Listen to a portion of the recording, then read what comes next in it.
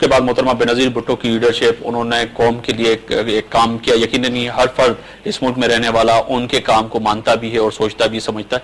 अब लीडरशिप हमें वो नजर क्यों नहीं आ रही? खान साहब भी जलसा करता है, उसमें भी लाखों लोग होते हैं।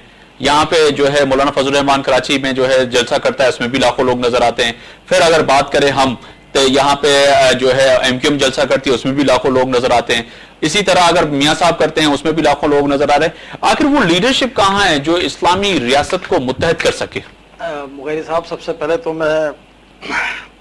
आपने बड़े इम्तिहान में मुझे डाला है, चूंकि जिस पार्टी पर या जिसकी क़यादत पर तनकीद हो रही है उनका कोई नुमाइंदा या नहीं है जो उनका जवाब, हाँ, वो जवाब दे सके। ऐसा फील हो रहा है जैसे मैं उनके नुमाइंदे के तौर पर जो है वो यहाँ पे साफ़ी बन के बात करें।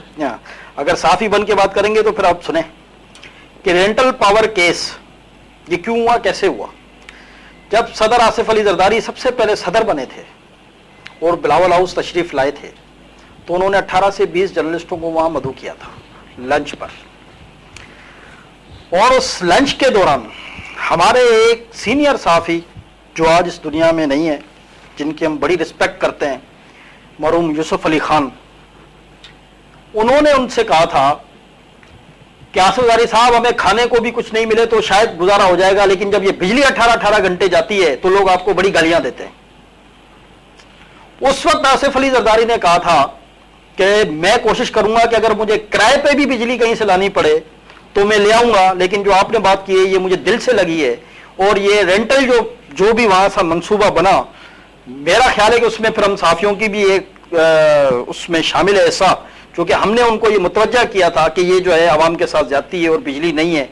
ये किसी ने नहीं पूछा कि 9 साल जो पिछले जिसमें एक यूनिट भी नहीं लगा, उस जनरल को तो बुला के चौक पे जो है वो सजाए मौत दें, जिसकी वजह से आज हम ये सब भुगत रहे हैं। लेकिन चूंकि 4 साल हो गए इस जमहूरी हुकूमत को, अब एक जर्नलिस्ट की हैसियत से लोग समझेंगे कि शायद मैं कोई पीपल्स पार्टी के वर्कर की हैसियत से बात कर रहा हूँ।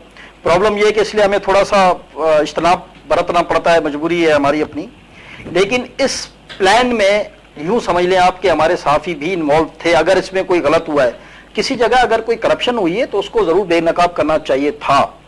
लेकिन उस करप्शन में यूसुफ खान का आइडिया या यूसुफ खान की बात या जीएन जमाली की बात या किसी और साफी की बात तो मैं समझता हूं उसमें नहीं होगी। तो राजा परवेज अशरफ ने जो एडवांस पेमेंट देके जो जिसपे करप्शन हुई है, आसिफ ज़रदारी का नोटिस लिया है, आसिफ ज़रदारी का यही कमाल था कि वो जब साफी, चूंकि अवाम की नुमाइंदगी करते हैं ना, हम अवाम को बताते हैं, तो अवाम का जो मसला था वही हमने उनके सामने रखा था ना।